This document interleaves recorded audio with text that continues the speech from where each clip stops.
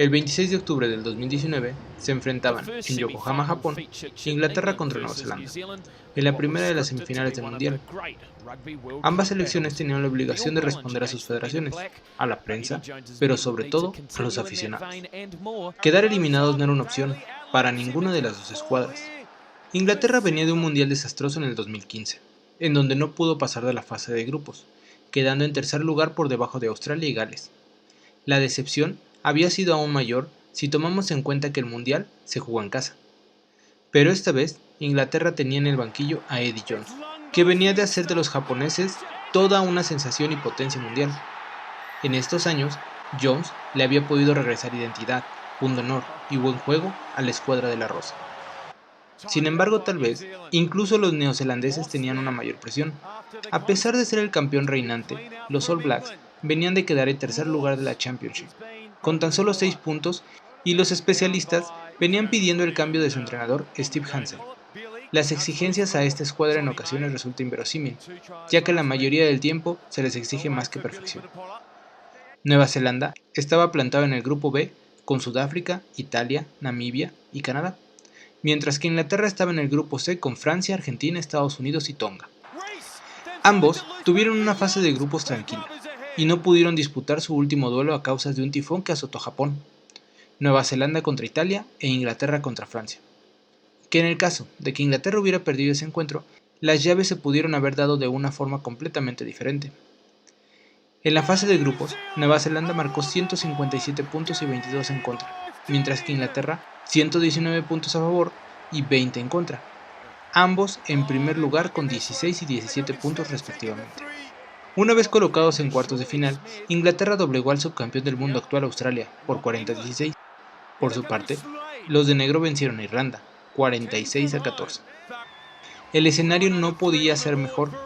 Clima perfecto, estadio lleno, máxima expectativa y escuadras sumamente parejas hombre a hombre. Incluso ese cruce era considerado por muchos la final adelantada. En el estadio los tambores empezaron a sonar, indicando el preludio del evento. Mientras los jugadores salían del vestidor, los tambores fueron subiendo la intensidad, y con ellos la afición se desbordaba de pasión. Al fondo, el fuego se alzaba amenazante en plenitud delimitando el campo de la batalla. Ambos equipos cruzaron el arco decorativo caminando hacia el campo, guiados por sus respectivas banderas que ondeaban de la mano de los niños sonrientes, niños que rompían la tensión de concentración del momento con sus rostros de felicidad. En su andar al campo de batalla, parecía que ambas escuadras trataban de mantener las filas para demostrar la concentración del momento. Era cuestión de minutos para ver a estos guerreros despedazarse unos a otros. Los jugadores al frente de las hileras se mantuvieron firmes al caminar, pero al cruzar la línea de touch, Whitelock y Farrell empezaron a correr en sincronía. Detrás de ellos los siguieron ambas filas por igual.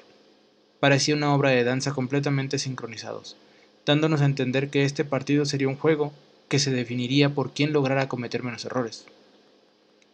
Las dos escuadras se posicionaron, listos para entonar los himnos nacionales, pero previo se dio un minuto de silencio, sepulcral para la ocasión. A la postre, sonó el himno inglés, y por último sonó el himno neozelandés. Al finalizar, rompieron filas y llegó el momento de la ceremonia que todos esperaban. Los de negro se formaron con su clásica forma triangular, mientras los ingleses se posicionaron en forma de V. Los All Blacks empezaron a realizar el haka, mientras algunos jugadores de Inglaterra cruzaron el medio campo, intentando acortar distancia, a lo cual Nigel Owens, el juez del encuentro, no permitió. Aún recuerdo como si hubiera sido ayer con tanta claridad. El apertura inglés se colocó en la punta, como un general comandando a su ejército. Colocó sus manos sobre su cadera y, pese a que aparentaba observar fijamente, no hizo más que planificar cómo conseguiría la victoria. El capitán reflejaba en su rostro tanta pasión, tanta confianza, que rayaba en la soberbia. Dicen que la locura se contagia, y ese día Farrell se volvió loco durante el performance negro. Misma locura que a la postre logró permear a sus compañeros. No es que Inglaterra simplemente haya logrado ganar una semifinal del mundo contra Nueva Zelanda. Realmente los ingleses lograron ese día una verdadera hazaña, ya que anularon por completo a los de negro. El marcador final fue 19-7, a favor de Inglaterra, pero el único try neozelandés fue por un error de los mismos ingleses en el line, donde techaron a los saltadores y regalaron el balón. El rostro de Farrell fue tal vez lo que más se mencionó en los análisis posteriores al partido. De haber llegado ese rostro a la final, posiblemente Inglaterra hubiera ganado título, ganándole a Nueva Zelanda y Australia, campeón y subcampeón del mundial pasado, y también ganándole a Argentina y Sudáfrica en fase de grupos y la gran final respectivamente. Inglaterra pudo ganar en ese mundial a los 4 del hemisferio sur, mismo que el mundial pasado habían hecho de las suyas en su casa. Lamentablemente, la convicción que Farrell mostró en ese partido no llegó innata a la final.